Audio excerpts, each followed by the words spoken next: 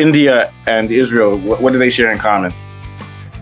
Yeah, so India and Israel together share this common bond. In India, they have this thing called the caste system, which is a very racist system. They have the light northern Indians, and then they can't step on the shadow of the dark skinned ones, and they have everything in between. And Israel, with its obvious apartheid and ethno state laws separating Jews and Palestinians, although they are actually the same race. It's the religion that separates them, but they are all Semites, racially. Although So most of the like people a in Israel now Cameroonian and a Nigerian. are Eastern European though, and they have Yeah, European it's blood. like a Cameroonian Muslim and a Nigerian Christian. They're the same. Or a Jewish Igbo man and a Muslim man from Ghana. They're the same race. They're just different religions. But that's what's going. They're all Semites. They're all, like we're all Negroes. So that common bond between India and Israel has seen them work together to the extent that 50% of all of Israel's weapon exports are to India. India is Israel's number one buyer of its exports of weapons, and India has also started using its own abilities to. They now use bombs. They now bomb tear gas with drones. That sort of technology to repress protest in India.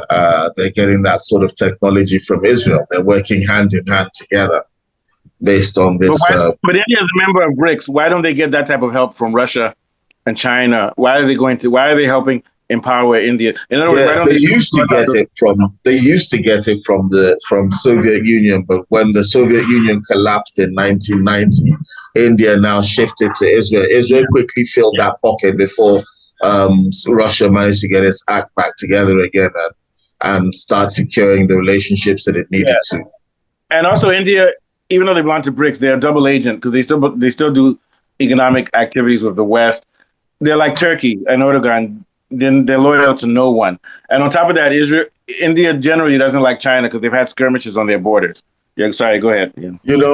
Even I do another reason. I actually think that you're right, that they are a problem. But the funny thing is, if you remove India from BRICS, it's still called BRICS. I think someone was very clever to think that through. Yeah. It's still BRICS, even without India. Yeah. Yeah, they need to call it BRICS. Yeah, they need to keep Iran there and also say BRICS or BRICS. Yeah, or Iran. Yeah, Iran would be an interesting one to fill the gap.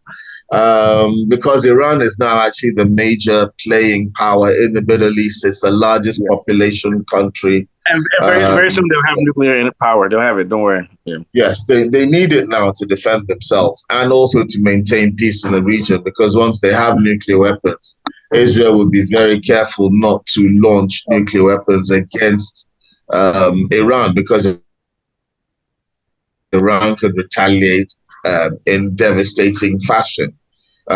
So that's the mutual assured destruction that Iran needs to accomplish. And Israel, to me, it actually needs to accomplish that for world peace. Yeah.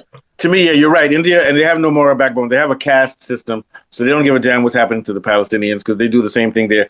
And also, there's serious miscegenation in that country where women aren't safe on buses, trains, and stuff. So there are a lot of problems in India, and it just seems like India, just like a country like Israel, it's just the bottom line. As long as some people in power are making money and the status quo is held, they don't care. It seems like they don't have a moral backbone. And the only reason they're part of BRICS is not because of ideology. It's just for leverage. That's all. What are your last thoughts on that?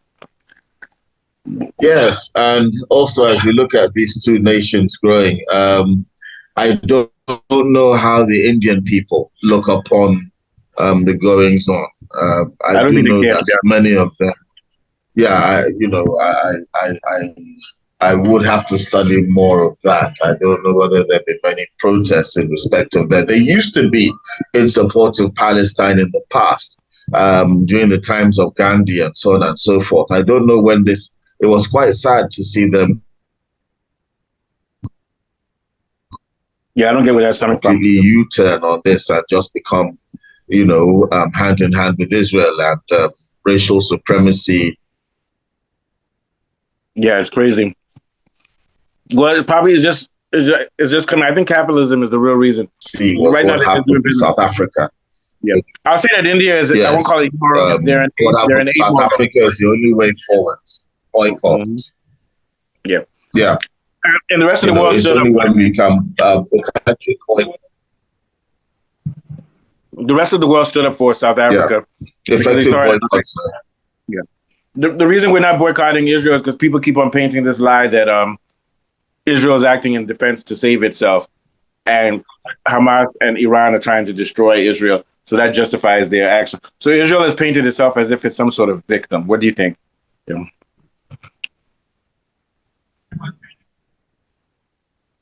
Yes, that's the unique set of facts of this particular genocide, is that the oppressor has managed to label itself as a victim in public, and it keeps repeating this fact. And even though the public don't buy it, because it controls the mainstream media, it keeps repeating this fact on the mainstream media, maybe hoping that it can hypnotize the populace into simply accepting the lie to be the truth, because they can't hide what's going on, because social media shows these people posting. So that means that we have a comments, and people always see these in the comments on social media. They can't avoid the fact that we know what they're doing, and they don't seem to understand why people know. Well, they're basically totalitarian and fascist. They're like, well, no matter what you say, we're going to keep on doing it. That's basically it. So it's up to the people to actually protest, go on strikes, and shut things down until this ends. But we know it's going to be a long road before that happens. Okay, last topic.